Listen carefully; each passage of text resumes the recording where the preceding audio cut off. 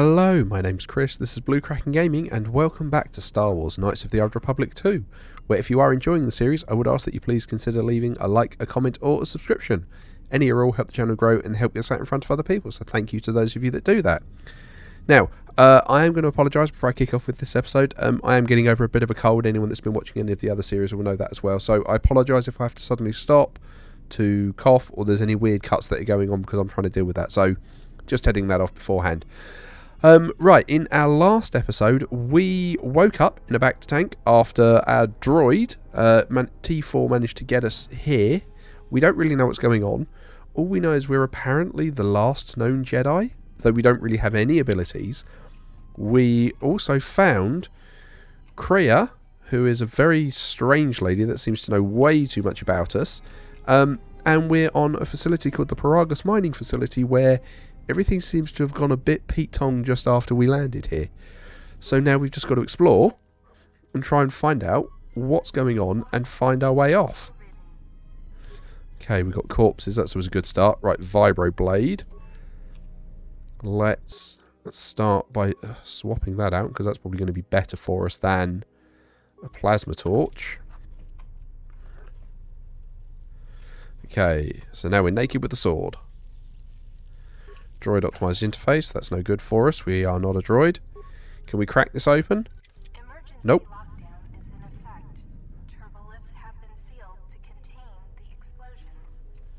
Okay, so there's an explosion on the other side of the door, so we can't get through that.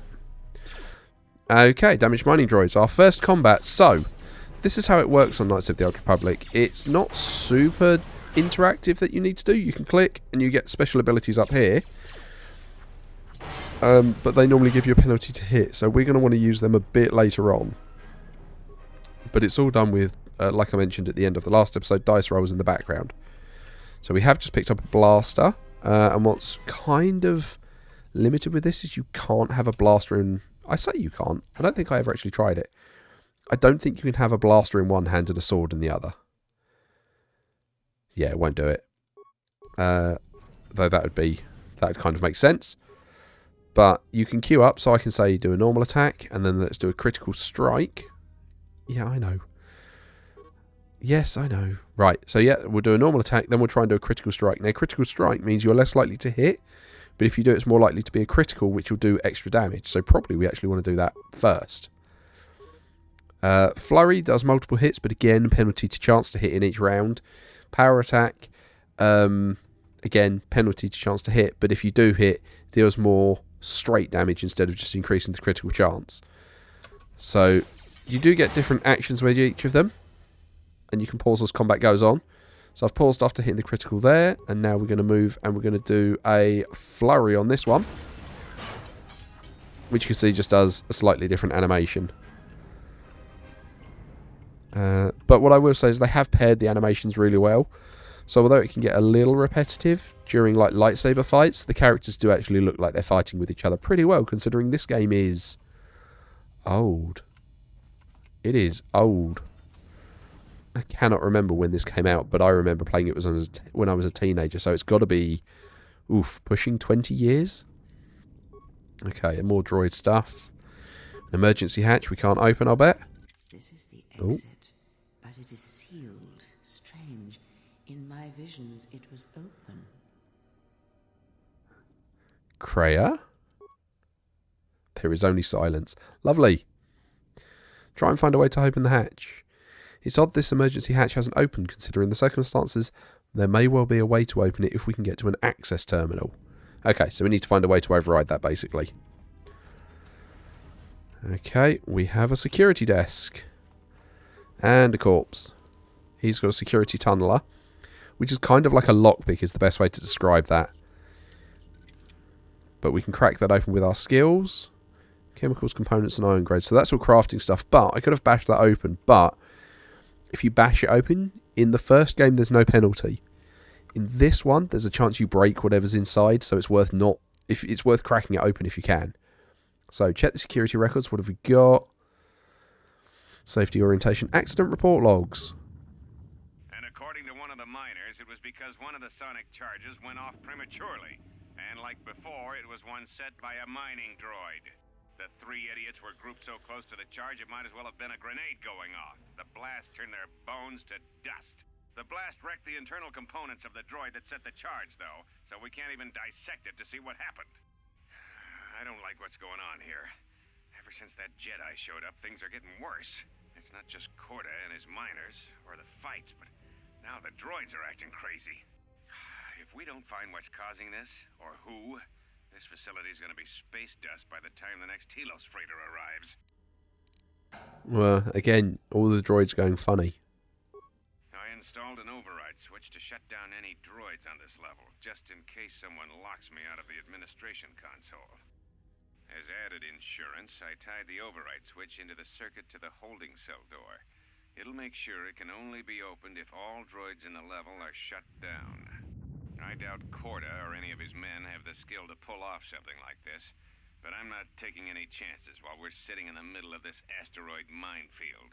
Whoever's responsible won't be able to have the droids rescue him after I lock him up. Nothing will cut through that door. He'll be trapped. Okay, so yeah, everything going funny there. So let's have a look. What have we got through this door? I'm going to guess more droids gone mad. Oh. Be careful.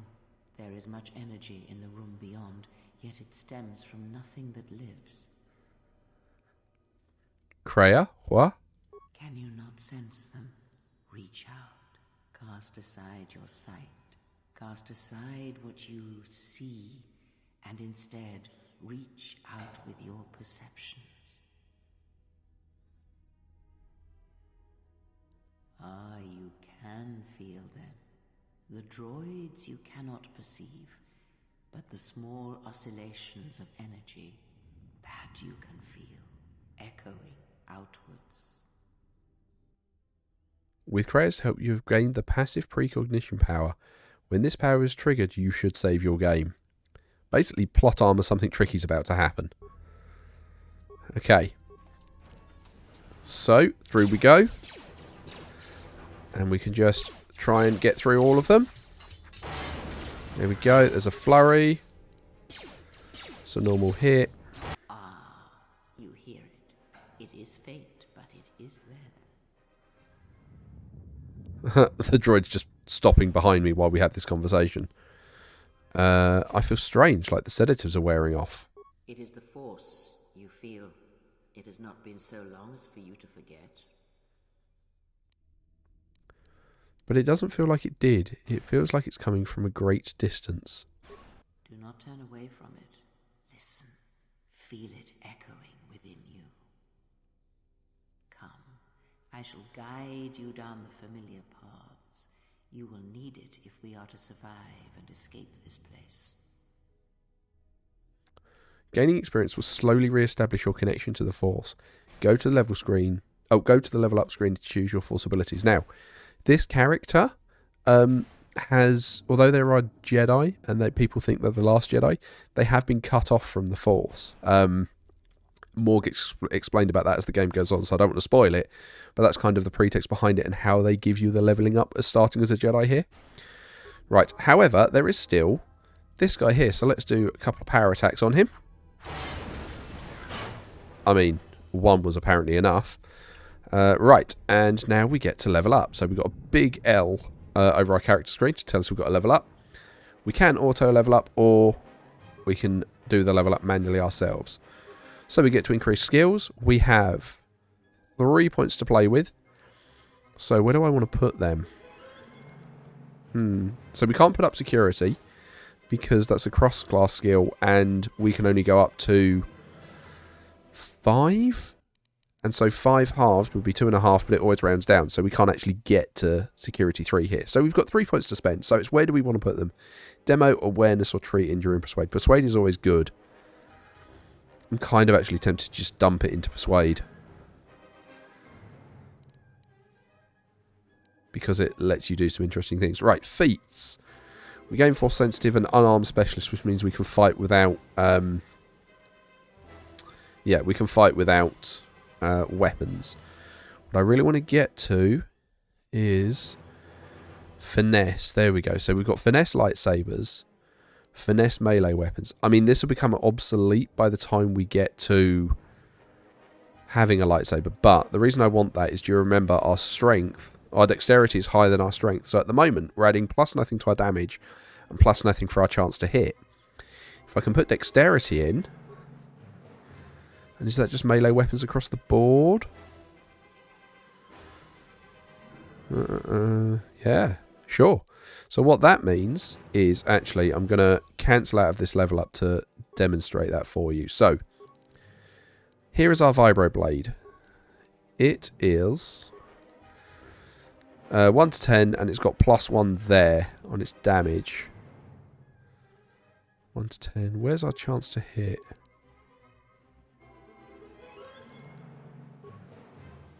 Oh, damage 1 to 10. Yeah, so that's its damage. And it is doing a +1. Interesting. I wouldn't have thought it would do plus anything. Okay. But either way, when we go to this level up, we're going to go back into skills. We're going to dump it all into persuade like we were. We are going to take finesse, or weapon finesse for melee weapons. Powers. Here we get our first force powers. Now, we can't take heal yet, which is a shame, because heal is amazing.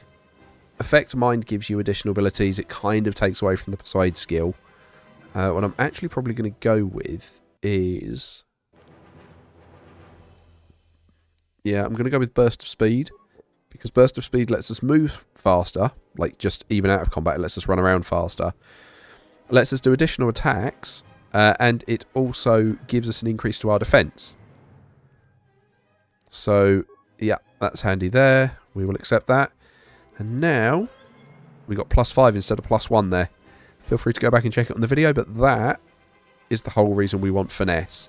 It makes us better. Right, okay, so we want security. There we go. Useful stuff. Cool. More construction items. I'm not worried about a stealth food generator for this character. Right, okay. And... Ah! I wonder where that was coming from. I just heard shooting.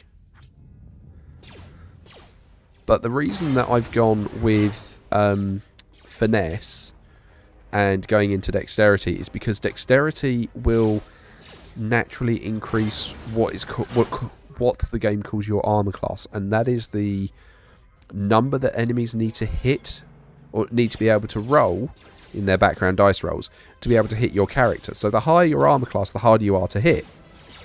Hence why I'm going into dexterity, because dexterity added to your armor class means I'm harder to hit. Basically, I'm better at dodging than someone who's gone muscly in a strength character. But to complement that, I need finesse so that I can add that dexterity score into my combat damage. So if I just quickly jump back into the character screen, see, my defense is 15. So you get a base of 10, and then I'm getting +3 from dexterity, and then I've no idea where the other two are coming from. They're going to be from some kind of Jedi precognitive feat, aren't they? Yeah, Jedi sense. Better sense incoming attacks, yeah. So basically, if I'd taken a dexterity of 10, my armor class would only be 12, whereas it's currently 15.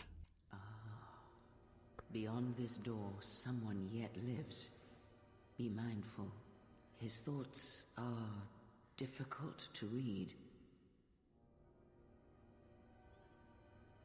But you have nothing to fear from this one, and he might yet prove useful. Okay, can we open the door?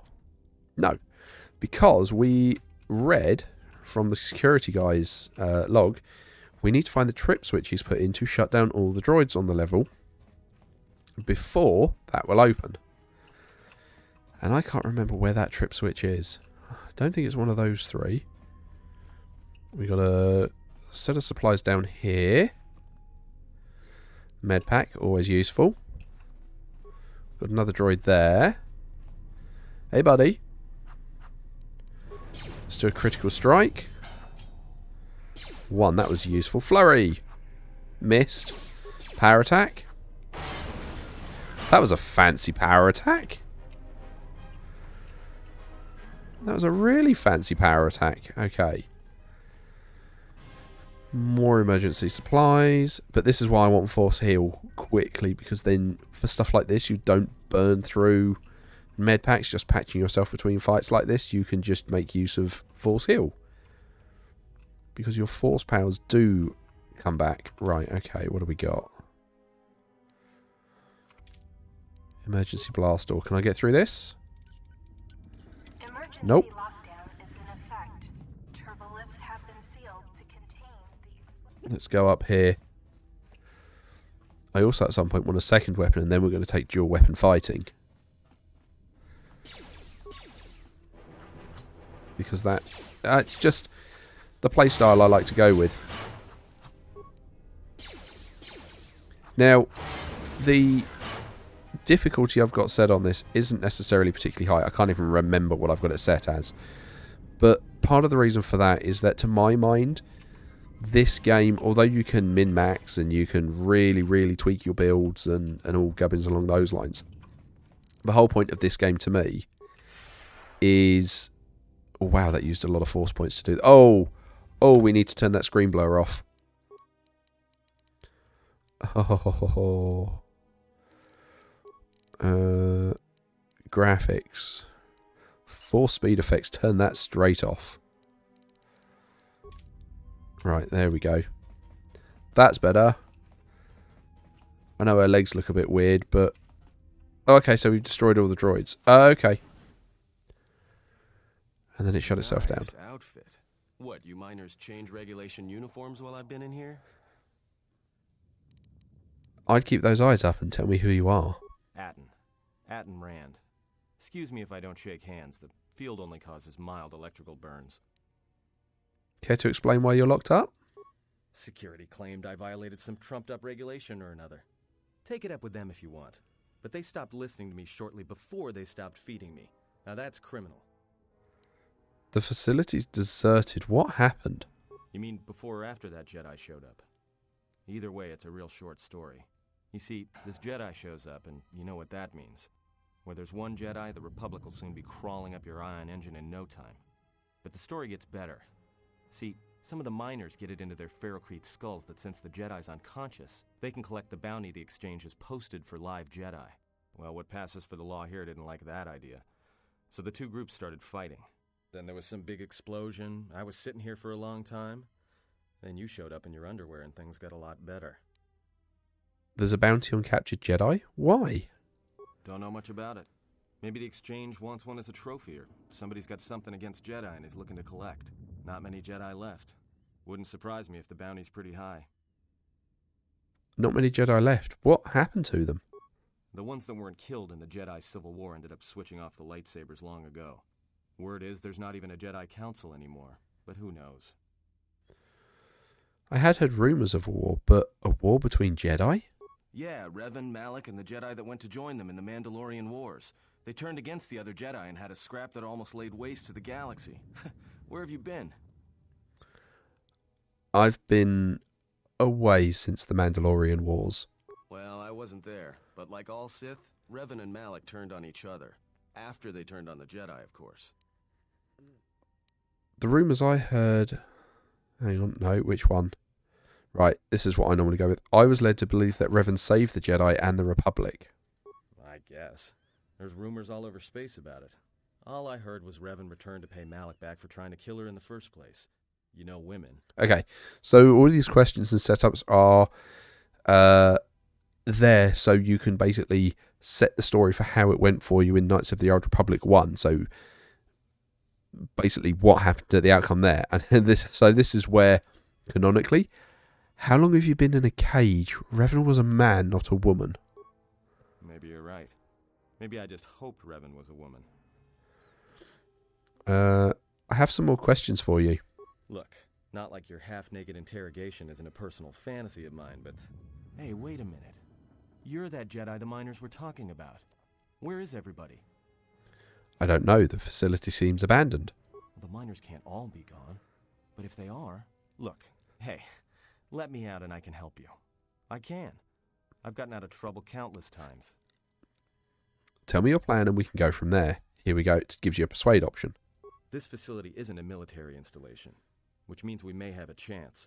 You shut down the cell security field and I can reroute the emergency system so we can get to the hangars. We grab a ship and then we fly out of here. Okay. One thing first. The patients in the medical bay were killed with a lethal dose of sedatives. Know anything about that? Huh? What are you talking about? Wanted to know if you knew anything, and you don't. So you done interrogating me, or are we going to work together and try to get out of this mess?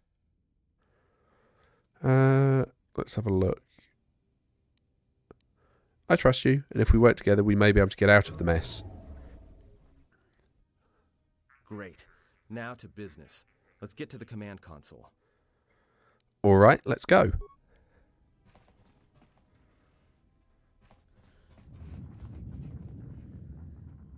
All right, here we are. Now this console is set on automatic hail. You may have heard it when you came in. The asteroid drift charts are constantly being updated, so it sends out a transmission to incoming vessels so they don't get crushed into space dust. The hail warns them to keep their distance until orbital drift charts are transmitted, and then provides docking instructions to incoming ships, usually freighters. Thing is, you can bounce that same transmission back to the comm here, and suddenly you've got access to the communication system from the inside. Pure pizzazz. The console's ours. Now, all we need to do is reactivate the turbo lifts, cancel the emergency lockdown. Hey! What's wrong? This system's been severed from the main hub, after it was locked down from remote. You can't even reroute the system, it's been cut clean.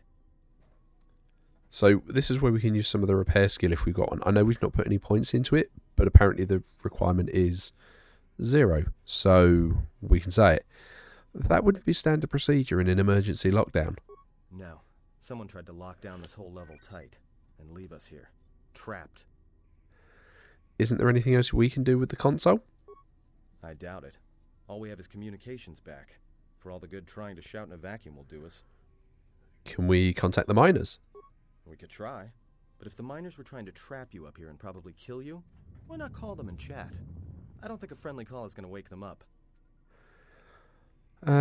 Let's see if we can try and reach someone on the comm. Be my guest. Not much else we can do. The comm's all yours. Okay, so we gain light side points because we were nice to Atten, and Atten is going to be our first companion in this game, and he's basically like a scoundrel, Han Solo, thiefy scout kind of person. So let's have a look, see who we can find on the comm. So we can check the administration logs. Tracked the freighter in. Was lucky it wasn't destroyed when it drifted into the asteroid field. Not much on board. One damaged droid, one annoying protocol droid, and a lot of bodies. Sent the survivor to medical and the others to the morgue. Didn't recognize the ship's ID code, so we transmitted it to the Republic for some answers. Questioned the protocol droid about what happened.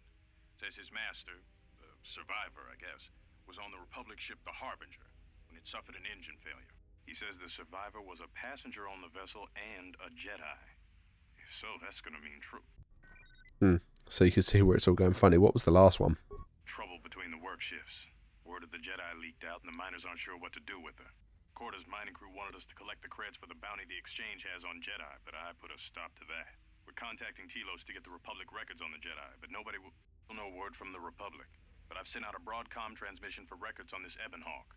One of the miners said it used to be a smuggling vessel. Accidents are making the miners restless. The droid behavior course must be undergoing some kind of binary decay. 2 miners were drilled by a droid's mining laser, and those blasts in the ventilation tunnels nearly caused the whole facility to blow. Okay, right. So, again, confirmation things are going strange. Right, so we wanted to access the comm. Can we get anyone in the dormitories? Nope. The hangar bay? As you access the hangar bay 25, there's a series of low-pitched whistles and beeps. It sounds as if there's a utility droid on the other end. Can you read me?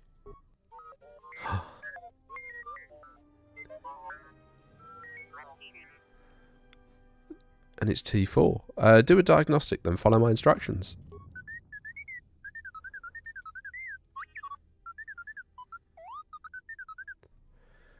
I need another... hang on. So that's a bit blunt. I don't want to do that. We're trapped on the administration level. Can you unlock the turbo lifts?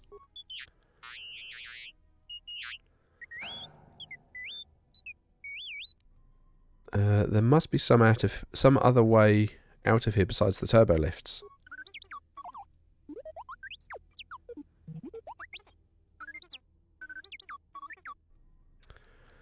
Okay, I'd rather risk it than be trapped up here.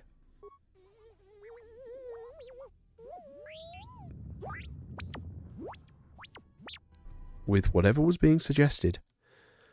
And so now, we put down our main character for a bit, and we're now playing as T4 again.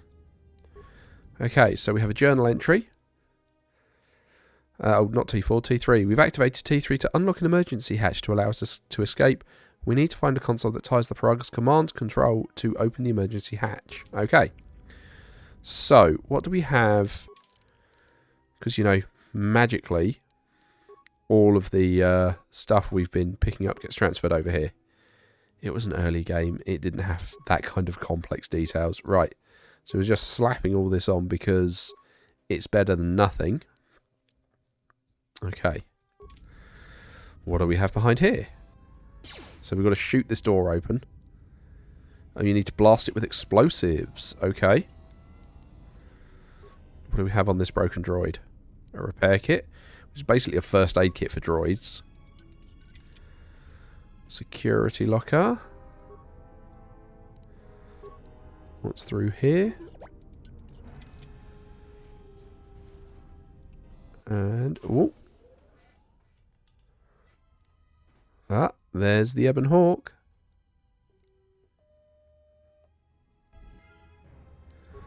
So, up the top here. Oh, hangar control. Is knackered. Several parts have been removed. And we don't have the repair parts to fix that. Okay. Oh, we got a footlocker. What have we got in here? A repair kit. However, there's a whole little adventure we now need to do with T3, and we're not going to get it done before, well, the 30-minute timer. So, this is where I'm going to wrap up this episode. So, as usual, likes, comments, subscriptions, they help the channel grow. They help get out in front of other people. So, thank you very, very much to those of you that do that. I do hope you are enjoying the series. I'm having great fun revisiting it and, you know, forgetting how some bits work. But, yeah, I love this game, and I hope you're enjoying it. Thank you all very much for joining me. Hope you have a great day, and I will catch you all next time.